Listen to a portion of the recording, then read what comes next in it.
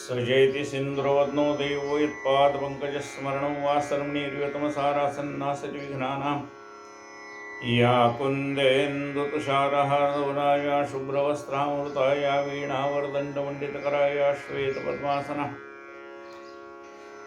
या ब्रह्माच्युतशङ्करप्रभृतिर्देवैः सदा वन्दिता सा मां पातु सरस्वती भगवती निःशेषदाढ्यापः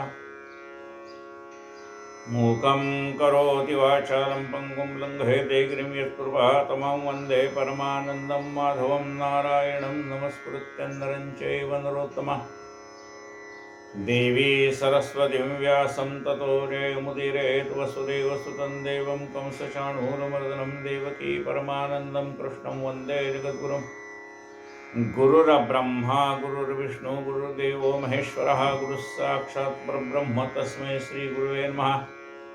श्रोता वक्ता श्रीराम समर्थ जय जय रघुवीर समर्थ।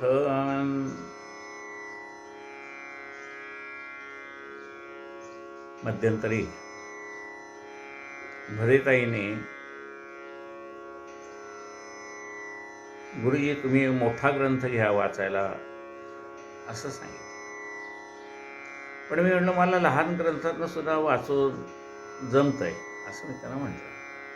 मी मला लहान ग्रंथ ठेवायला टेबलावर सोयीचं आहे आणि वाचायला सोयीचं आहे,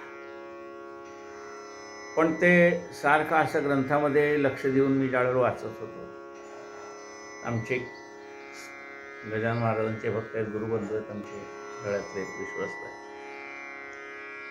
संजय वाजपेयी, ते आले. आणि त्यापूर्वी काल परवाची गोष्ट आहे, संध्याकाळी आम्ही पत्नीसमोर मुलाबरोबर बोलत असताना मी त्यांना म्हटलं की बाबा या लहान ग्रंथामध्ये चित्रावरती अध्याय कितवा आहे तो लिहिलेला आहे. मी म्हणजे पत्नीला सांगितलं की बाबा तुम्ही आता याच्यावरती अध्याय लिहा, कारण त्यांचा अक्षर सांगले. म्हटलं तुम्ही अध्याय क्रमांक लिहा त्याच्यावरती. म्हणजे मी लिहिते. आणि कालचा दिवस मध्ये गेला आणि आज संजयने ही जो ग्रंथ आणून दिला आहे निखिलकडनं, त्या निखिलने सुद्धा त्यांना विनामूल्य तो ग्रंथ दिलेला आहे आणि संजय वाजपेयींनी सुद्धा मला तो विनामूल्य उपलब्ध करून दिला. तर त्या ग्रंथाचं वैशिष्ट्य असं की त्याच्यावरती अध्याय क्रमांक लिहिलेला आहे. आणि दुसरी गोष्ट आणखीन त्याच्यामध्ये ज्येष्ठ नागरिकांसाठी असलेला हा मोठा टाईपचा ग्रंथ आहे, तर त्याच्यावरती त्या अध्यायाचं जे सार आहे मुख्य ते त्याच्यावर लिहिलेलं आहे. जसं आता आज आपण पाहणार आहोत साई चरित्र, हेमाडपंतराचे साई चरित्र आणि अध्याय क्रमांक 17. आता ह्या अध्यायाच्या खालीच त्याने एका ओळीत त्या अध्यायाचं सार लिहिलेलं आहे की लोभाशी ब्रह्माचे अखंड वैर. म्हणजे ब्रह्मज्ञान ज्याला पाहिजे त्या ब्रह्मज्ञानाचं वैर कुणाशी आहे तर लोभाशी. म्हणजे ज्याच्याजवळ लोभ शिल्लक आहे त्याच्याकडे हे ब्रह्म म्हणजे ब्रह्मतत्वज्ञान, बरं का, ब्रह्म सगळ्याकडे सारखंच आहे, पण ते ब्रह्म जाणून घेण्याचे जे तत्वज्ञान आहे ते त्याला लवकर प्राप्त होत नाही. कुठपर्यंत जोपर्यंत त्याचा लोभ नाहीसा होत नाही तोपर्यंत ते ब्रह्मज्ञान त्याला प्राप्त होत नाही. म्हणजे हे अध्यायाचं सार जे तात्पर्य एका ओळीत सांगा म्हटलं तर ते खाली त्याच्यामध्ये आलेलं आहे.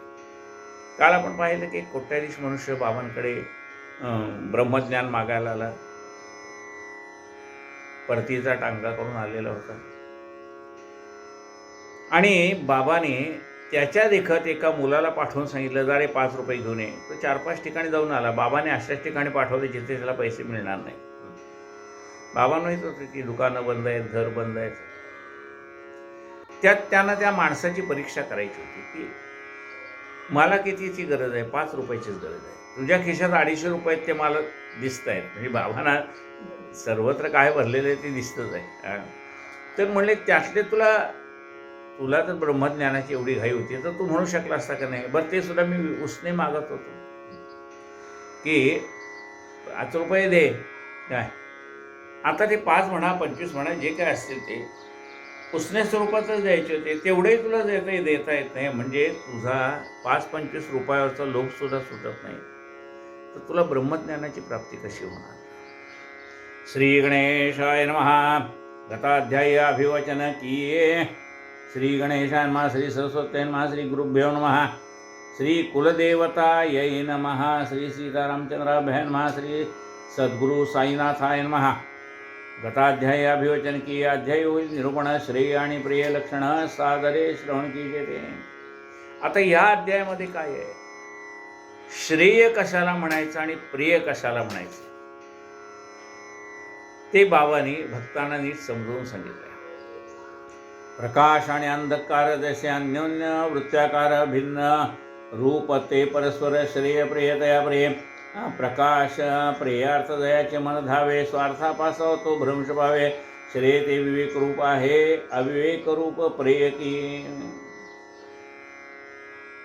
प्रियार्थ दयाचे मन धावे, स्वार्थापासाव तो भ्रंश पावे.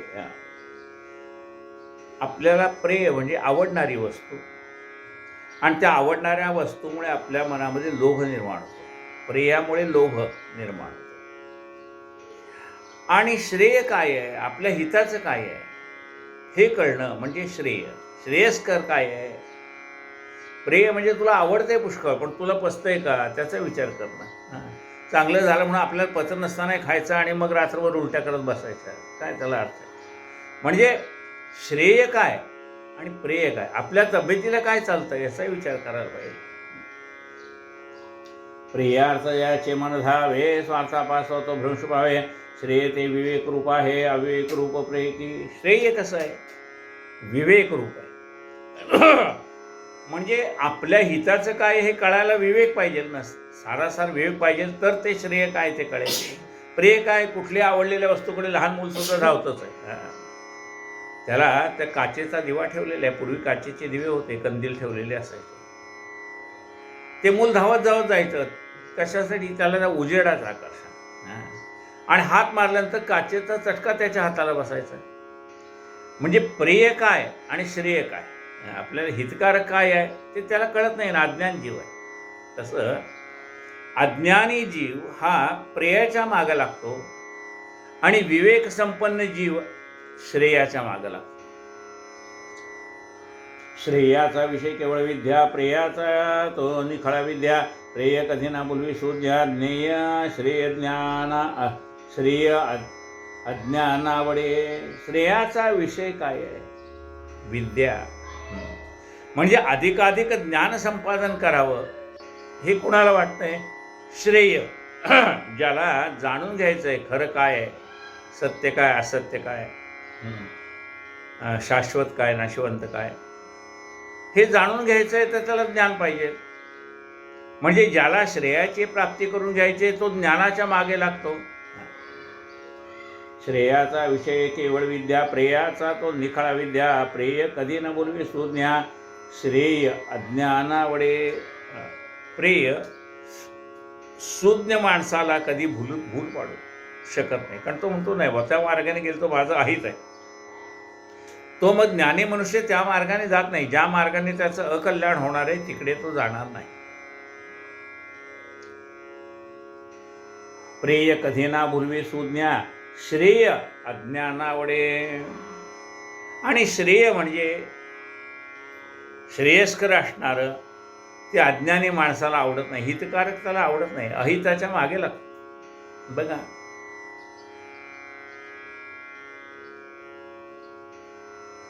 ज्ञान शिकवण्यासाठी मोठमोठी महाविद्यालय, श्रेय. आणि एखाद्याला त्वरित पैसा मिळवायचा आहे म्हटल्यानंतर काय आहे की कुणाचा खिसा काप, कुणाला फसव, कुणाला काही कर, लांडी लवाडी कर. आता ह्याच्या कुठं क्लासेस आहेत का? कुठं काही विद्यालय आहेत का, महाविद्यालय की तिथे ॲडमिशन घ्यायची, लोकांना कसं फसवायचं ते करत नाही. पण जे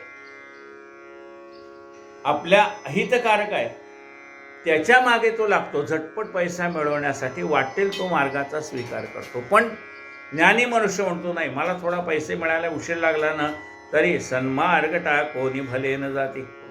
सन्मार्गाचा त्याग करत नाही, थोडा वेळ लागेल म्हणले, हरकत नाही. आडवाटाने जाण्यापेक्षा राजमार्गाने जावं असं सज्जन म्हणतात.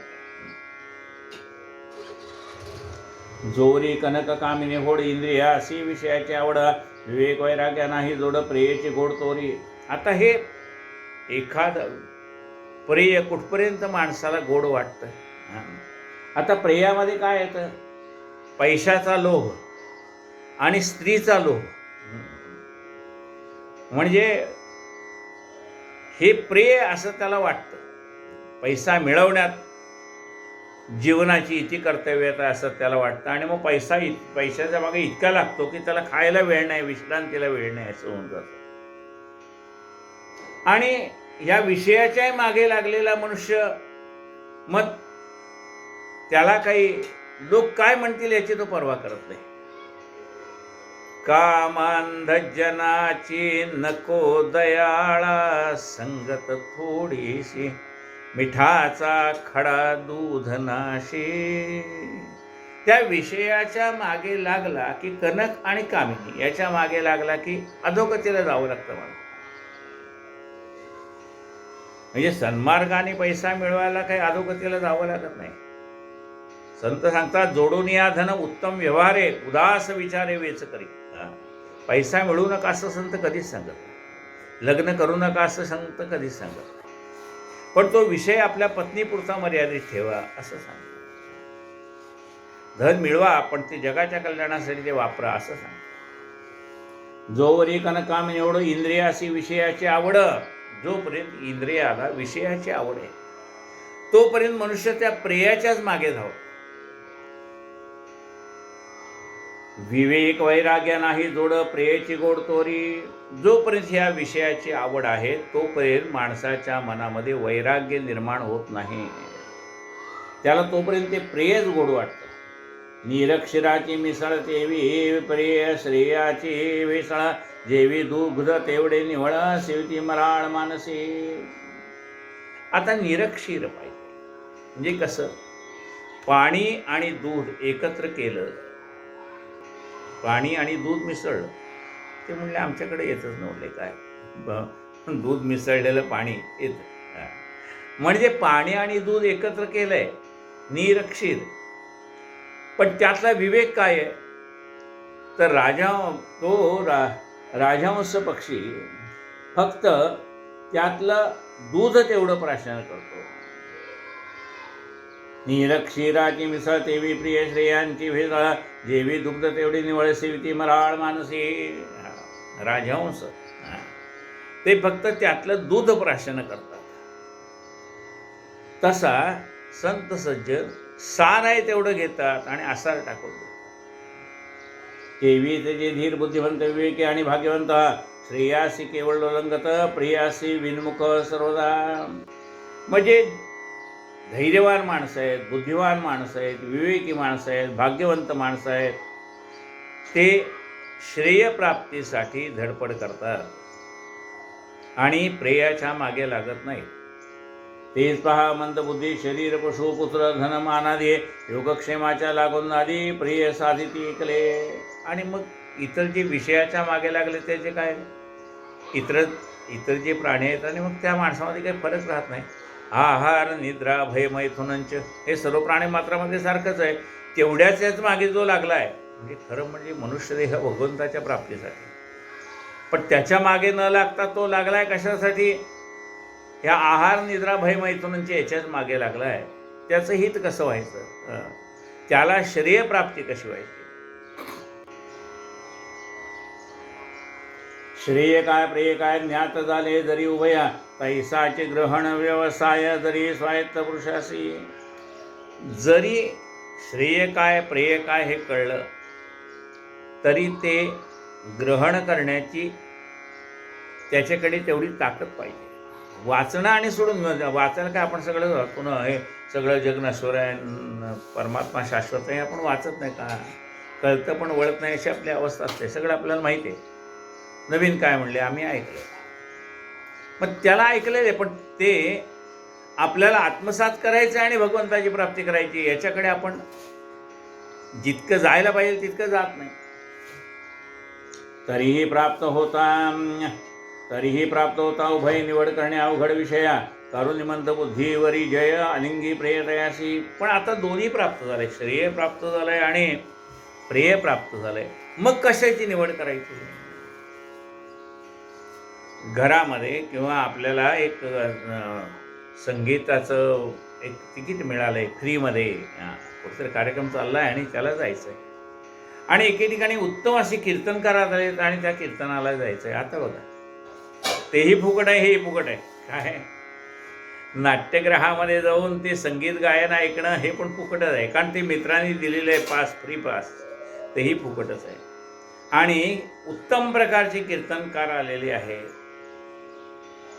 ते सुद्धा फ्रीमध्येच आहे, ते कीर्तनाला काही तिकीट नाही. आता दोन्ही बिन तिकिटाचे कार्यक्रम आहेत. कुठं जायचं? श्रेयस्कर काय आणि प्रेयस्कर काय? मग तो जो मनुष्य श्रेयस्कर आहे ते तो निवडतो. काही लोक प्रेयाच्या मागे लागतील तर काही लोक श्रेयाच्या मागे लागतील. तरीही प्राप्त होता उभय निवड करणे अवघड विषया, कारुणी मंद बुद्धीवरी आलंगी प्रेयतयासे. चारू प्रेयादरु श्रेय पुरुषार्थ तो हाचोया, अस्तापय मिश्रित तोय पयचे घी हंस जैसा. एखादा मनुष्य मग त्यावेळेला काय करेल? अरे आज जरी हे फ्रीमध्ये मला तिकीट मिळालेलं असतं तरी हा संगीताचा कार्यक्रम, त्या गायकाचा कार्यक्रम 8 दिवस चालणार आहे नाट्यगृहामध्ये. पण हा कीर्तनकार काही दरवेळेला येणार नाही. मग मी आज कीर्तन ऐकून घेईन आणि फार तर काय मला तिकीट काढून तो संगीताचा कार्यक्रम ऐकायला लागेल, तो ऐकीन मी हे तिकीट काढून. पण आजचं हे जे मिळणार आहे संधी ती पुन्हा मिळणार नाही. म्हणून प्रेय काय आणि श्रेय काय हे दोन तुमच्या समोर एका वेळेला उभा राहिलं तर कशाचा स्वीकार करणार तुम्ही? प्रेयाचा स्वीकार करणार का श्रेयाचा? श्रेय काय प्रेय काय ज्ञात झाले जरी उभया, तैसाची ग्रहण व्यवसाय जरी स्वायत्त पुरुषाचे, तरीही प्राप्त होता उभय निवड करणे अवघड विषय. करुणी मंद बुद्धीवरी जय अलिंगी प्रेयतयासे. सारू प्रेय आदरू श्रेय पुरुषार्थ तो हा चोया, आता पय मिश्रित तोय पयचे घी हंस जैसा. दूध पाणी एकत्र असताना ज्याप्रमाणे हंस दूधच घेतो, हंस पक्षी, तसं श्रेय आणि प्रेय एकदम आपल्या समोर उभा राहिलो तर आपण श्रेयाच्या मागे लागावं. सारू प्रेय आदरू श्रेय पुरुषार्थ, त्याला पुरुषार्थ म्हणतात. पुरुषार्थ तो हा चोय असता पय मिश्रित तोय पयचे घी हंस जैसा. श्रेय आणि प्रेय ही दोन जरी पुरुषांचे स्वाधीना, असमर्थ कराय हे विवेचन विवेकहीन मंदमते. श्रेय ते आहे कशात आरंभी आणि जाणले पाहिजे निषेधा, मग येता प्रतिबंध मार्गात प्राप्तिकार साध्यंत करूये. आता श्रेय काय हे कळलं पाहिजे. मग ते श्रेय मिळण्याच्या वाटेत काय अडचणी आहेत त्या अडचणीवर मात करून आपल्याला श्रेय प्राप्त करून घेता येईल. येथेच पुरुषार्थ दृष्टी पुढा येऊन ठाके दत्त निधाडा, म्हणून श्रेयार्थची करा झगडा करोने धडा बुद्धीचा. अतर्क्य संसार चक्राचे फेरा, अतर्क्य संसार चक्राचे फेरा, अखंड भ्रमती अष्टौ प्रहर. आध्यात्मिक त्रिता प्रखर दुर्निवार नरस आहे. संसाराचं रहाट गाडगत चाललेलंच असतं. मग या रहाट गाडग्यामध्ये आधिभौतिक आधिदैविक आणि आध्यात्मिक त्रास आपण सहन करत असतो. तेने अत्यंतिक दुःख कहर सहन करता होई जरा, शोधी मग तनवर्तन पर सोपी सुखकर साधने दुस्सह. हे भवचक्र परिवर्तन होईल कैसे याचे स्तंभना, तदर्थ असेल काय साधन हे अन्वेषण आदरे. मग आता त्यासाठी काय करावं हे आपण ऐकूया. थोर भाग्य हे बुद्धी उपदाते इथून निपजे पुरुषार्थला, मग तो सदुपाय साधकता निज स्वार्थावरील. आणि एकदा का त्याला कळलं की ह्या भवसागरातलं दुःख कशामुळे, पुनरुपी जन्म पुनरुपी मरणम, यामुळे हे दुःख माझ्या वाटायला लागलेलं आहे. काहीतरी मी ह्या जन्मात कर्म करतो चांगलं वाईट, आणि मग पुढच्या जन्मात ते पुन्हा भोगावं लागतं, त्या जन्मात पुन्हा पुढच्या जन्मात, पुढच्या जन्मात पुन्हा पुढच्या, असं नाना प्रकारचे चाल. मग हे कुठेतरी रहाट काढतं थांबलं पाहिजे. असा विचार करून मला यातनं बाहेर पडायचं आहे असा ज्या वेळेला तुम्ही विचार कराल त्यावेळेला त्या मार्गाला जाता येईल. पण ही बुद्धी सुद्धा मनामध्ये निर्माण व्हायला, थोर भाग्य हे बुद्धी उपतरा. अनेक जन्माचं भाग्य गाठी आलं की मग माणसाला असं वाटायला लागतं, नको बाबा, पुरे हा संसार. तर भास झालं देवा. जन्म मरण नको देवा, नको एरझार, नको ऐहिकाचा नाथा व्यर्थ बडीवार, असं वाटायला लागतं. मग थोर भाग्य हे बुद्धी उपदरा तेथून निपजे पुरुषार्थ राहा, मग तो सदुपाय साधकता नियस्वार्थावरील अनादि अविद्या अथवा माया शुक्तिरजत तृमृग मृगजलवतवाया अध्यास रूप महांत महादंतराया विलया नेले पाहिजे. स्वप्नात सोन्याच्या गारावर हे प्रयत्न साठवण केल्या आम्ही ते वाटे केवळ कामासे ते हरून जाते जागृती. अज्ञान नाही झालं की ज्ञान. ज्याप्रमाणे स्वप्नामध्ये खूप सोन्याच्या गारा त्याला पिळाल्या आणि त्या त्यांनी साठवून ठेवल्या. त्याला वाटलं आता आपलं दारिद्र्य नाहीसं झालं, पण सकाळी उठून पाहतो तर कळलं ते सगळं स्वप्नच होतं. म्हणजे अज्ञानात मिळालेला तो आनंद तोही खोटा असा. सोन्याच्या गारावर हे प्रयत्न साठवण केले आम्ही ते वाटे केवळ कामासे ते हरवून जाती जागृती. दृष्टादृष्ट भोग वासना तृष्णा आशा तृष्णा कामना सदैव प्रतिबंधक जाणा समूळ खाणा याधी. आता ह्या भोगाच्या वासना आहेत. माणसाला आशा निर्माण होते, आहे त्यापेक्षा अधिक मिळावं याच्यासाठी तो धडपड करतो. नाना प्रकारच्या कामना मनामध्ये निर्माण होतात. हे काय करतात? त्या पुनरुपी जन्म पुनरुपी मरणमला विघ्न करतात.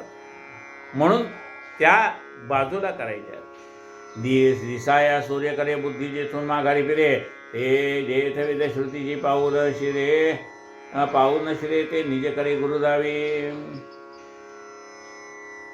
काम क्रोध उभय वृत्ती करून देती ज्ञानप्राप्ते. श्रवण मन समाधी विच्छेदी ते हातोहात्या करते. कर्पुरा दीपा कर्पुरा होता लगटे संभवे काय लोटा लोटे. उभयत्र भेटी होण्याची खुटी दीपत्वे उठे कर्पूर. दिसाया सूर्य करे बुद्धी जेथून माघारी फिरे.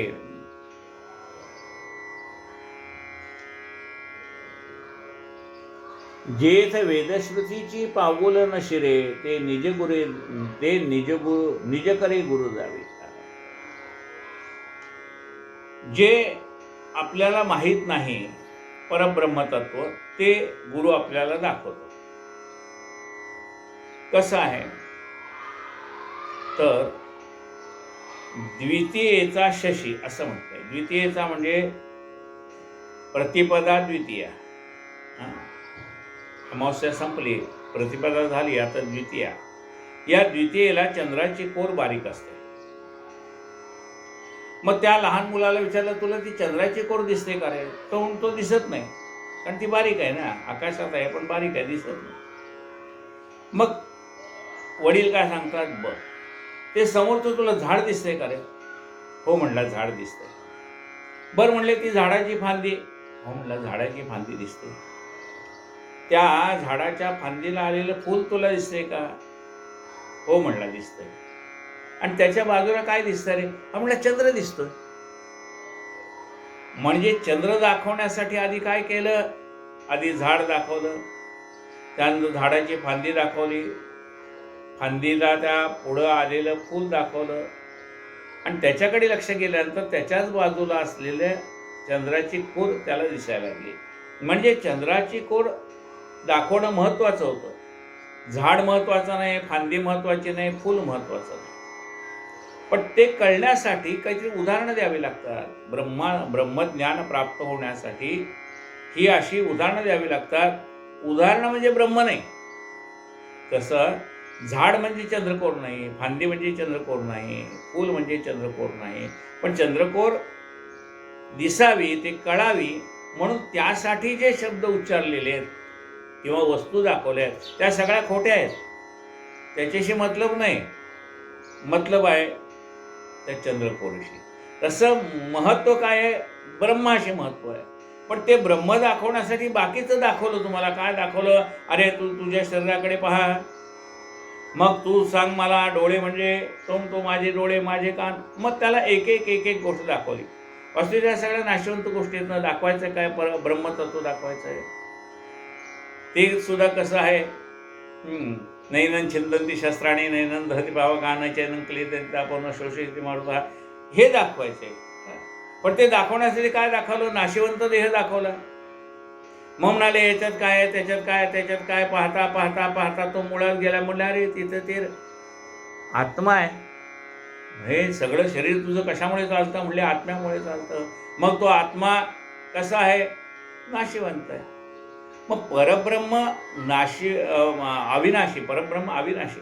आता हे अविनाशी नैनन चिंतनती शस्त्राने नैनन धरती पावका, हे कळण्यासाठी पण दाखवलंय का, हे नाशिवंत शरीर दाखवलंय.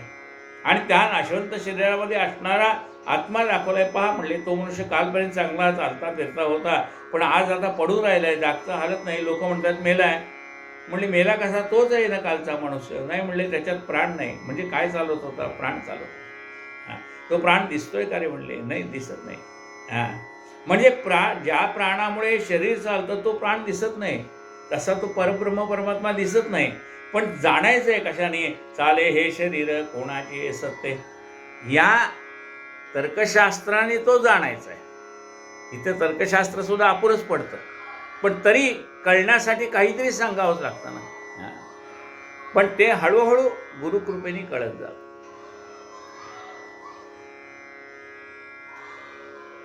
श्रुती स्मृतीला अविहित दुष्कर्मे काम क्रोध वृत्ती करून देती ज्ञानप्राप्ती श्रवण मनन समाधी विच्छिती हतवाती त्या करते. काम क्रोध हे माणसाच्या श्रवणाच्या आड येणारे विक्षेप आहेत. काम आला म्हणजे एखादी वाटला हे नको ते पाहिजे, मग त्याच्यामध्ये तो गुंतून पडला की ऐकायचं त्या दिवशी नाही, म्हणलं आज ऐकायला वेळच मिळाला नाही, त्याच्या मागे लागला ना. घरामध्ये भांडण झाली, रागाराग झाली, ते ऐकायचं विसरून गेला. म्हणजे लोभ आडवा आला, काम आडवा आला, क्रोध आडवा आला, तरी श्रवणाच्या आड विक्षेप येतात. श्रवणाआड विक्षेप येती नाना जिन्सी सांगू किती, ते समर्थांनी सगळं लिहून ठेवलेलं आहे.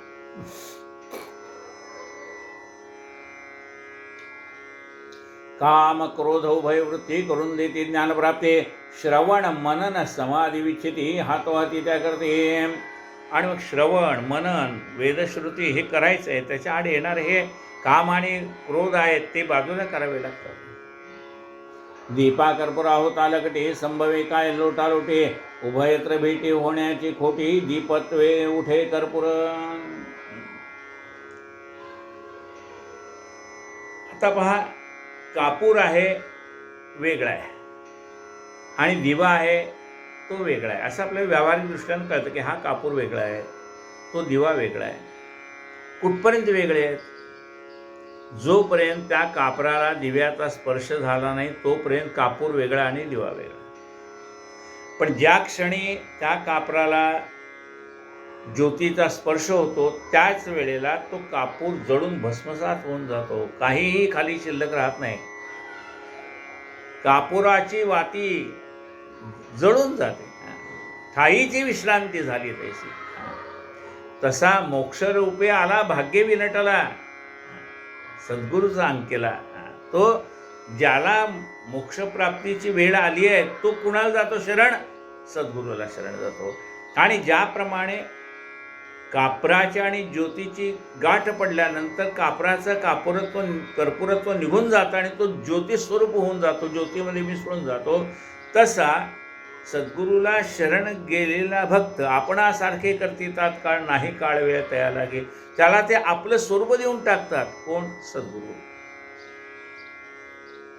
दीपा कर्पुरा होता लगटे संभवे काय लोटालोटे उभयत्र भेटी होण्याची खोटी दीपत्वे उठे कर्पुरा श्रुती स्मृतीला अविहित दुष्कर्मी लोळे जो अविरधा ज्ञानी असून काय हित विहिता विहित जुने. एखादा मनुष्य ज्ञानी आहे, त्याला श्रुती स्मृती ग्रंथ वेद सगळं कळतंय, पण एवढा असूनही जो दुष्कर्म करत त्याच दुष्कर्मामध्ये आनंद मानत असेल तर देव म्हणेल काय करावं, याला सगळं कळतंय पण वळत नाही. तैसाचे जो नित्या शांत अंतःकरण असमाहिता इंद्रिय लावले ते विक्षिप्त चित्त ज्ञाने निवृत्त होईना ज्याचे चित्ता समाधान तो जो गुरुपुत्र आचारवाना ज्याचे निश्चलात्मानुसंधान ज्ञानसंपन्न तो एक. म्हणून जो इंद्रियाच्या अधीन झालेला आहे त्याला समाधान प्राप्त होत नाही, पण जो गुरुला शरण गेलाय त्याला ते समाधान प्राप्त होतं आणि गुरुने सांगितलेल्या मार्गावरनं चालायला लागतो, म्हणजे आचार करतो. जो गुरुपुत्र आचारवान ज्याचे निश्चल आत्मानुसंधान, ज्याचं मन आत्मस्वरूपामध्ये रममाण होऊन गेलेलं आहे, आत्मानुसंधान ज्ञानसंपन्न तो एकच, त्याला ज्ञानसंपन्न भक्त असं म्हणतात. ज्ञानसंपन्न तो एका हो संसार मोक्षगामी जाणे जरी निजधामे होई शरीर स्वास्थ्य स्वामी केवळ वाग्मी काय करी. होई शरीररथ स्वामी केवळ वाग्मी काय करी. संसार असो का मोक्ष असो,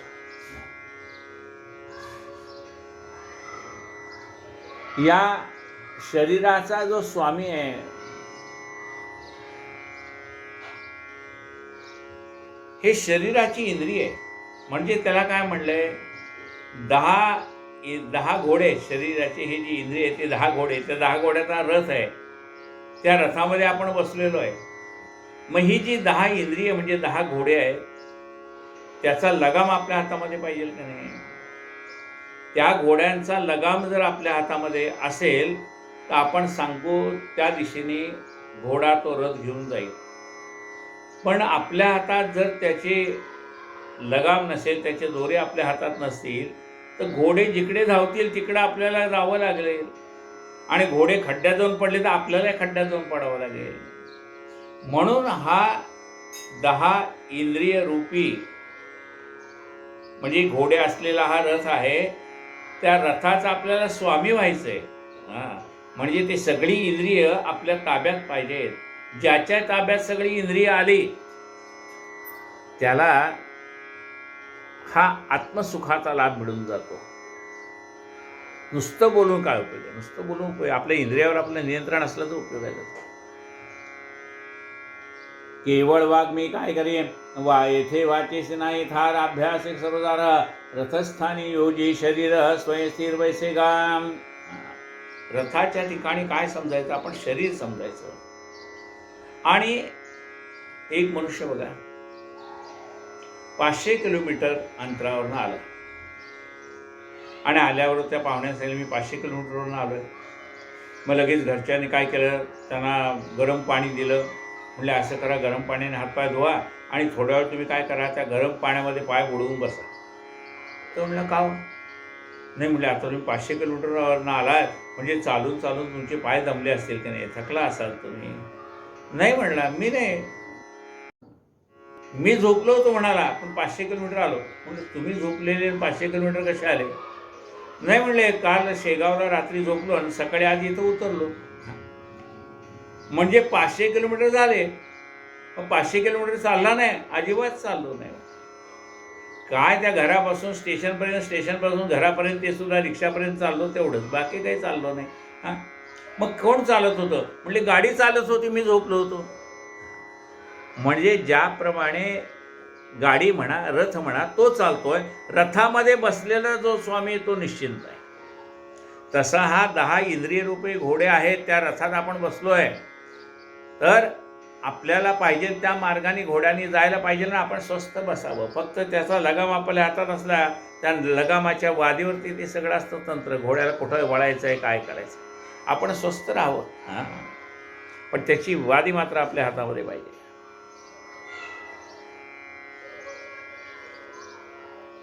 या निज शरीराच्या रथी निज बुद्धी करी सारथे स्वये स्वामी वैसे रथी स्वस्थ चित्त ऐसा तो. आपल्या बुद्धीला सांगायचं हे घोडे इकडे इकडे जाणार नाहीत ना, एवढं लक्ष ठेव, आणि आपण शांतपणे आरूढ व्हायचं. कारण आपली बुद्धी आहे ना, त्या बुद्धीला आपण आज्ञा करू शकतो. या निज शरीराच्या रथी निज बुद्धीस करी सारथे स्वये स्वामी बैसे रथी स्वस्थ चित्ताये सर्व दुर्गम रूप रसमार्ग राजी कंठावयामक सारथी युजे आवरी मन परग्रहा माझे दशेंद्रिय वाजी उच्छृंखळ. त्या 10 घोड्याचा एक घोडा काय आहे? रसेंद्रिय. त्याला अमुक खावं तमुक खावं वाटतं. त्या रस्त्याने जाताना वाटेतच चांगली चांगली हिरवळ आहे, तो घोडा तिकडे जाईल आणि हिरवळ खायला गेला तर त्याचा मार्ग चुकेल, बाजूला खड्डा आहे त्याच्यात पडेल तो. मग त्या घोड्याला आवरलं पाहिजे का नाही? तसं ही रस इंद्रिय म्हणजे जीव, त्या जिभेला आवरता आलं पाहिजे. वाटेल तेव्हा खायचं, वाटेल तेव्हा प्यायचं असं चालेल का? नाही. म्हणजे त्या जिभेवरती आपलं नियंत्रण पाहिजे. ज्याने जीभ जिंकली आहे त्याने जग जिंकलं. म्हणजे ज्याने जीभ जिंकलेली आहे ना, त्या माणसाच्या तोंडातनं कधीही दुसऱ्याला कमीपणा आणणारा शब्द बाहेर पडत नाही, दुसऱ्याची निंदा बाहेर पडत नाही, कोणाचं काही नाही. का? त्याने इंद्रिय जिंकले, रसना जिंकली आहे. मग आपल्याला आपली रसना जिंकता आली पाहिजे का नाही? कारण जिभेकडे 2 कामं दिली. एक काम आहे सुई दोऱ्याचं आणि दुसरं काम आहे कात्रीचं. म्हणजे ही जीभच, कात्रीचं काम काय? अखंडाचे खंड करणे. तशी ही जीभच कितीतरी संसार एकत्र आणणारे त्यांना विभक्त करण्याचं सामर्थ्य या जिभेमध्ये. त्याची झाडी लाव, त्याची झाडी लाव, ह्याला सांग त्याला सांग करून ती माणसं तोडायचे काम कोण करते? जीभ करते. आणि माणसं जोडायचे काम कोण करतं? जीभच करते. जाऊ द्या, थोडंफार घडलं असेल कुठे, कशाला तुम्ही त्याच्या मनावर घेत आहे? एकत्र राहा, एकत्र आनंदा. म्हणजे जीभच माणसं जोडते आणि जीभच माणसं तोडते. आणि ही जीभच माणसाला आरोग्य संपन्न ठेवते आणि ही जीभच माणसाला रोगी बनवते. म्हणून ही जी जीभ आहे ती ज्याने जिंकली आहे त्याने जग जिंकलं. म्हणजे शरीर स्वास्थ्य आहे ना, ते कधी राहील? जर जीभ तुमच्या ताब्यात असेल तर शरीर स्वास्थ्य राहील अखंड. पण जिभेच्या नादी तुम्ही लागलात तर शरीर स्वास्थ्य निघून जातं. दुर्गमा रसमार्ग राजे कंठाव्या मग राती रसार्थी विजय आवरी मन प्रग्रह माझी दशेंद्रिय वाजी उत्कृंकळ. घोडे जरी सैरा धावती लगाम राखेल स्थानावरती तो निरवून सारथी हाती स्वस्थ चित्ती बैसे तो सारथी कुशल आणि निपुण तरीच घोडे चालते कसोना तोच मना परग्रह पराधीन होता बलहीन होत असे. मग ज्याची बुद्धी तीक्ष्ण आहे तो ते घोडे सगळे आपल्या ताब्यात ठेवतो, म्हणजे इंद्रिय आपल्या ताब्यात ठेवतो. आणि ज्याची बुद्धी तेज नाही तो त्या इंद्रियांच्या अधीन होऊन जातो. विवेक बुद्धीचे सारथ्य जेथ तो मन समनस्क समाहित चित्ता तयाशीच परमपद प्राप्त इतर मार्गात थकतात. ज्याच्या घोड्याचं सारथ्य म्हणजे ज्याच्या इंद्रियाचं सारथ्य विवेक करतोय. सारथी कोण आहे? विवेक. हा विवेक ज्याच्याजवळ आहे त्याचा रथ मुक्कामाला व्यवस्थित जाऊन पोचतो. आणि ज्याच्या रथाचा सारथी विवेक नाही, अविवेकी आहे, त्याचा रथ कुठेतरी जाऊन भरकटत जातो, मुक्कामाला लवकर पोचत नाही. विवेक बुद्धीचे सारथ्य जेत जो समनस्क समाहित चित्त तयाशीच परमपद प्राप्त इतर मार्गात थकताना दयाचे सदा युक्त मना तया न कदा समाधान तया न तत्पदाभिगमन संसार पेरुतन सुखेना. ज्याचं मन या निरनिराळ्या विषयात गुंतून पडलंय त्याला हे सगळं प्राप्त होणं कठीण आहे. ईशेनच के चले तर्क वाद अनुवाद प्रवाद वाद संवाद ईश कृपेने लागेल दाद इतर वाद ते व्यर्थ. इथं तर्कशास्त्र चालत नाही. भगवंताची ज्यावेळेला आपल्या कृपादृष्टी होते ना, आपोआप आपली पावलं सद्गुरूच्या घराकडे चालायला लागतात.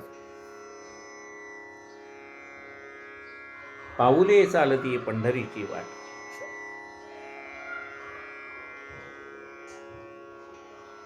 आता काही वेळेला तुम्हाला मी असं झालेलं दिसतो. ग्रंथ इकडे आहे, समोर मी आहे. आता तुम्हाला वाटतं गुरुजींना दिसतंय का? दिसत नाही. ते ग्रंथातल्या ओव्यांचं वाचन केल्याशिवाय तुम्हाला सांगायचं काय? मग ग्रंथाचं वाचन करण्यासाठी मी जर ग्रंथ असा समोर धरीन आणि वाचीन तर तुम्हाला दिसणार नाही. काय असतं साधारण, वक्ता दिसायला कसा ह्याला महत्त्व नसतं, पण वक्त्याचा चेहरा दिसावा असं माणसाला वाटत असतं. आणि म्हणून ग्रंथ बाजूला ठेवावा लागतो. आता ग्रंथ बाजूला ठेवायचा आणि वाचायचा आहे, मग काही वेळेला पान वरचं आहे तर असं वरती बघून वाचावं लागेल, काही वेळेला पान खाली आहे खाली बघून वाचावं लागेल. आणि ज्या वेळेला वाचायचं आहे ग्रंथ साईडला आहे म्हणजे मला असं बरं तर लोकांना वाटणार गुरुजींना ते काय दिसतंय का नाही, वाचता येते का नाही असं वाटणार. तो अर्थात प्रेम आहे म्हणून लोक आपल्याला विचारतात, गुरुजी तुम्हाला काही त्रास होतो का वाचताना काय असं.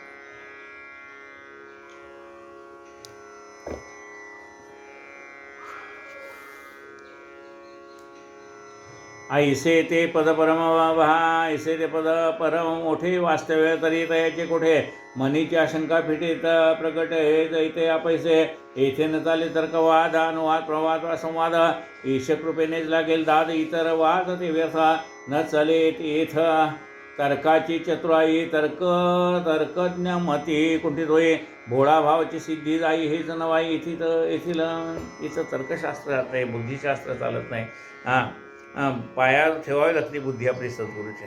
का की बघ ज्ञानी माणसाला काय होतं, आपण समजा ज्ञानी म्हणलं ना की ज्ञानाचा अहंकार होतो, अहंकार झाला की देव दूर जातो. म्हणून तिथं बुद्धीच्या आतुरे चालत नाही, म्हणजे बुद्धी तिथं बाबांच्या पायाजवळ ठेवावी लागते आणि मग ते सगळं ऐकावं लागतं तर आपल्याला कळतं. म्हणजे तिथं बुद्धीच्या आतुर्याचं काम नाही. भोळा भाव सिद्धी जाव. आपण जर आपला भाव शुद्ध ठेवून बाबांकडे जाऊ तर बाबांनी सांगितलेलं सगळं आपल्याला कळेल. न चले ते तर्काची चतुराई तर्कज्ञमती कुंठित होई, भोळा भावाची सिद्धी जाई हीच नवाई, येथीला नवलाई येथील सम्यक ज्ञानाशी जे कारण ते गती आन ते बुद्धीही आना, तो आगमज्ञ ही वेगळा जाण उत्तम ज्ञानदायी जो, काया अमौलिक चालली वाया धनकाम ही दुपारची छाया, जाणून हरीची दुर्घट माया लागे पाया संतांच्या.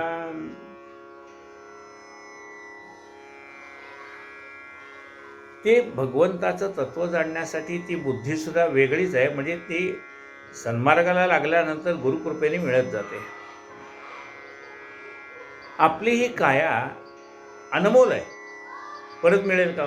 मिळणार नाही. आपलं बालपण गेलं, कोणाला सांगितलं बाबा 10 कोटी देतो माझं बालपण परत देता येईल का? नाही देता येईल. त्याला सांगितलं 10 कोटी देतो माझं तरुणपण परत देता येणार नाही. एकदा गेला की गेला. अहो आयुष्यातला एक गेलेला एक क्षण परत मिळत नाही. किती अमोल आहे. क्षण गेला तो गेला, आता घडेन त्याची स्वर्ण तुला.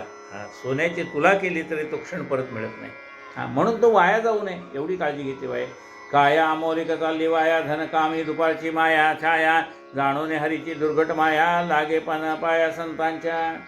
धन कामना काय आहे, हे सावली दुपारची सावली पुन्हा निघून जाते, तशी ती अनिश्चित आहे. म्हणजे संतती अनिश्चित, संपत्ती अनिश्चित आहे. धन काय आहे नाही त्याचा काही भरोसा नाही. म्हणून संतांना शरण जायला पाहिजे. संत भवसागरीचे तारू तू हो, येथील एक उतारो, तयाविण पैल पारू कोणता उतरू समर्थ. संत हे भवसागरातनं पहिलं तीराला नेणारे नावाडी आहेत. आपण कोण आहेत? उतारू आहेत, म्हणजे त्या नावेत बसणारी भक्त मंडळी आहेत. आणि त्या ठिकाणी समर्थ नावाडी कोण आहेत? तर आपले गुरु आहेत. संत भवसागरीचे तारू तू हो, येथील एक उतारो, तयाविण पैल पारू कोण उतरू समर्था. विवेक वैराग्य यांची जोड बांधी तयाची तू सांगड, तो हो का जड मूड दगड अवघड ना त्या भवसिंधू. ज्याने विवेक आणि वैराग्य गुरुकृपेने साधलेला आहे तो हा भवसागर तरुण पलीकडे जातो. मग तो जड मूड जरी आला ना तरी त्याला गुरु समर्थ करतात. वाल्या कोळ्याचा वाल्मिकी केला ना गुरुने. विहित कर्म केल्या विणा षड्गुण ऐश्वर्य भगवंताचे, वैराग्य प्रथम ऐश्वर्य साचे, असतील जे महत्वाकाचे विना इतरांचे वाट्याने.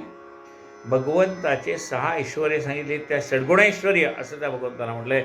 त्यातलं पहिलं ऐश्वर्य आहे ते वैराग्य, हे त्याचं ऐश्वर्य आहे. ते ज्याला प्राप्त झालं त्याला एक एक दैवी संपत्ती प्राप्त होत जाते. षड्गुण ऐश्वर्य भगवंताचे, वैराग्य प्रथम ऐश्वर्याचे असतील जे महत्वाग्यांचे, विना इतरांचे वाट्याने. मग असं हे वैराग्य कुणाच्या वाट्याला येईल? जे भाग्यवान आहेत त्यांच्या वाट्याला वैराग्य येईल. म्हणजे त्यांच्याच मनात विरक्तीचे विचार येतील, बाकीच्यांच्या मनात येणार नाही. त्यांना भाग्यवान म्हणावं. असतील जे महत्भाग्याचे, विना इतरांचे वाट्याने, विहित कर्म केल्या विण होईना चित्तशुद्धी निर्माण. चित्तशुद्धी न होता दान ज्ञानसंपादन घडेना.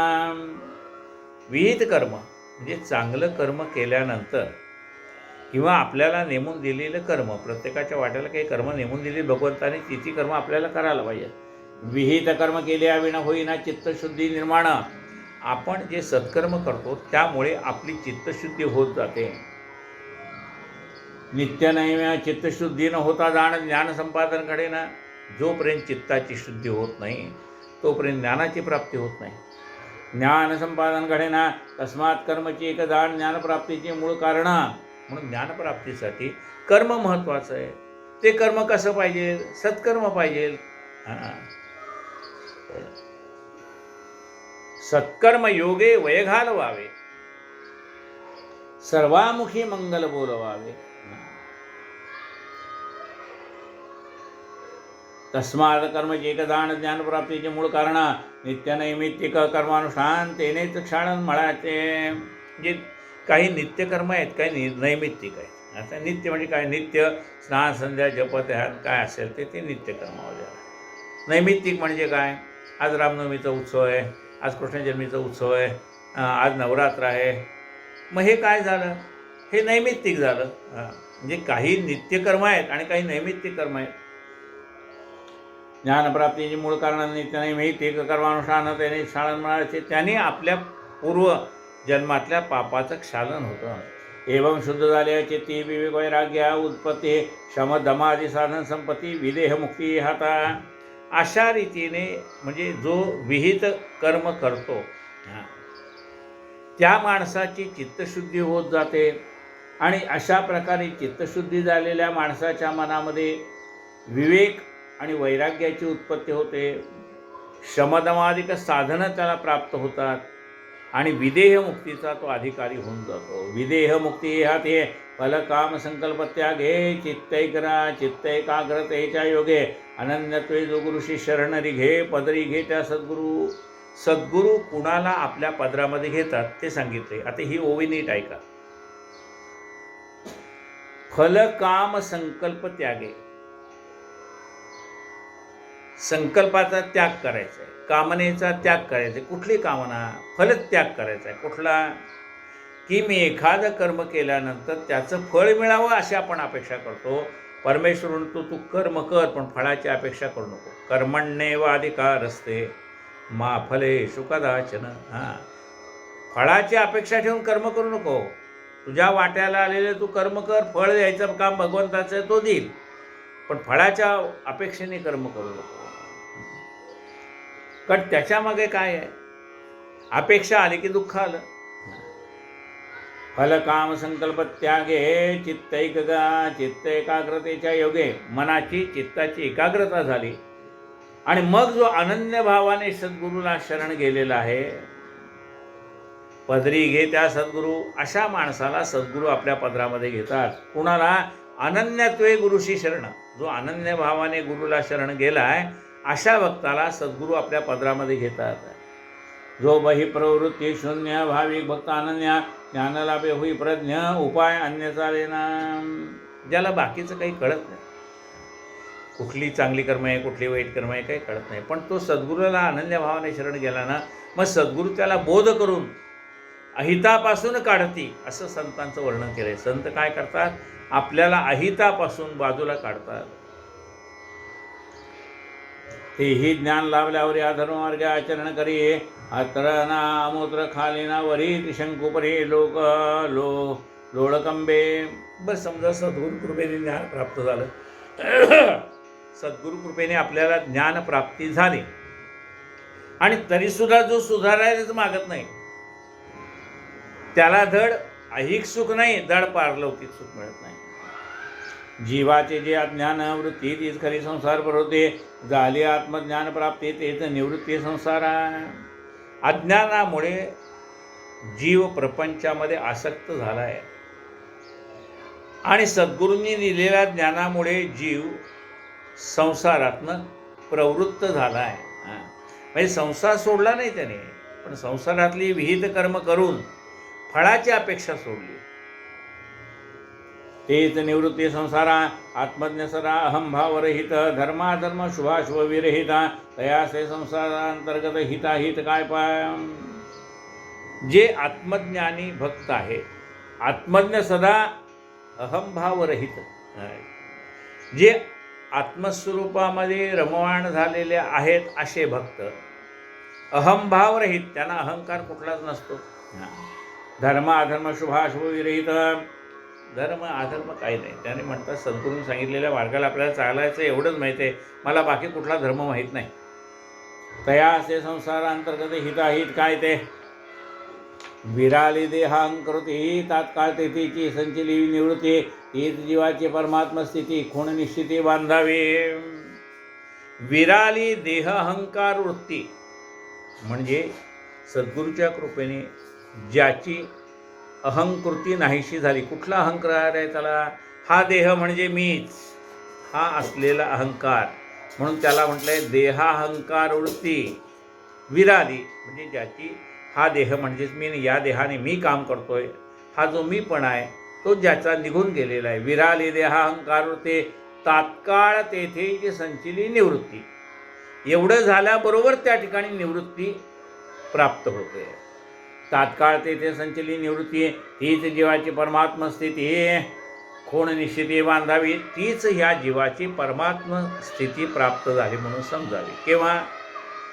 देहोहम हा जो अहंकार आहे तो जाऊन दासोहम ही वृत्ती झाली पाहिजे. मी कोण आहे? भगवंताचा दास आहे, ही वृत्ती झाली पाहिजे. आधी काय म्हणतो मी, त्याला विचारलं तू कुणाचा दास आहे? म्हणला देह प्रपंचाचा दास. म्हणजे मी प्रपंचाचा दास आहे. आता त्याला विचारलं तू कुणाचा दास आहे? तो म्हणतो मी माझ्या गुरुचा दास आहे.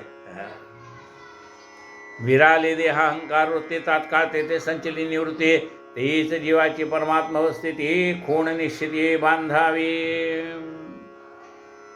राहिलेला कथा बघाचा म्हणून उद्या ऐकूया.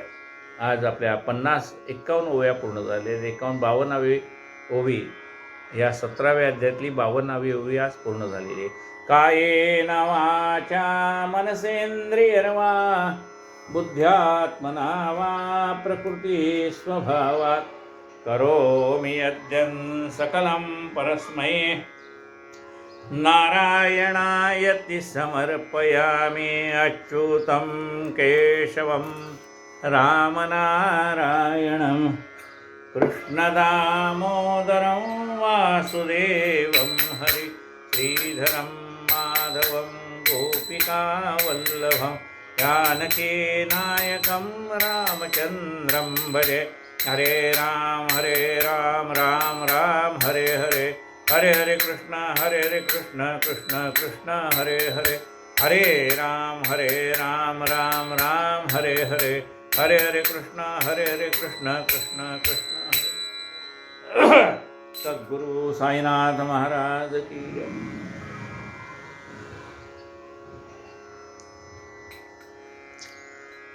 आरती साई बाबा सौख्यदातार जीवा चरण रजातरी द्यावा दासा विसावा भक्ता विसावा. आरती साई बाबा जाळूनिया नंग स्वस्वरूपी राहे दंग मुमुक्षु जना दावी निज डोळा श्रीरंग डोळा श्रीरंग. आरती साई बाबा जया मनी जैसा भाव तया तैसा अनुभव ताविसी दया घनायसी तुझी ही माव तुझी ही माव. आरती साई बाबा तुमचे नाम ध्याता हरे संस्कृती व्यथा अगाध तव करणी मार्ग ताविसी अनाथा जाविसी अनाथा आरती साई बाबा कलियुगी अवतार सगुण ब्रह्मसाचार अवतीर्ण झाला से स्वामी दत्त दिगंबर आरती साई बाबा आठा दिसा गुरुवारी भक्त करी तिवारी प्रभुपद पहावया भव भय निवारी आरती साई बाबा माझा निज द्रव्य ठेवा तव चरण रज सेवा मागणे हेची आता तुम्हा देवाधिदेवा आरती साई बाबा इच्छेत दिन चतक निर्मल तोय निज सुख पाजावे माधवाया सांभाळा आपुली भाक आरती साई बाबा आरती साई बाबा सौख्यदातार जीवा चरण रजतळी यावा दासा विसावा आरती साई बाबा घालेन लोटांगण वंदन चरणा डोळ्याने प्रेमे अडंगेन आनंद पूजन भावे ओवाळेन म्हणे नमा त्वमेव माता पिता त्वमेव बंधुः सखा त्वमेव विद्यागुणं त्वमेव सर्व मम देव कायेन वाचा मनसेन्द्रियर्वा बुद्ध्यात्मना वा करोमि यज्ञं सकलं परस्मै नारायणाति समर्पया अच्युतं केशवं रामनारायणं कृष्णदामोदरं वासुदेवं हरि श्रीधरं माधवं गोपिकावल्लभं जानकीनायकं रामचन्द्रं भजे हरे राम राम हरे हरे कृष्ण कृष्ण कृष्ण हरे हरे राम हरे हरे हरे कृष्ण कृष्ण कृष्ण हरे हरे साईनाथ महाराज की जय।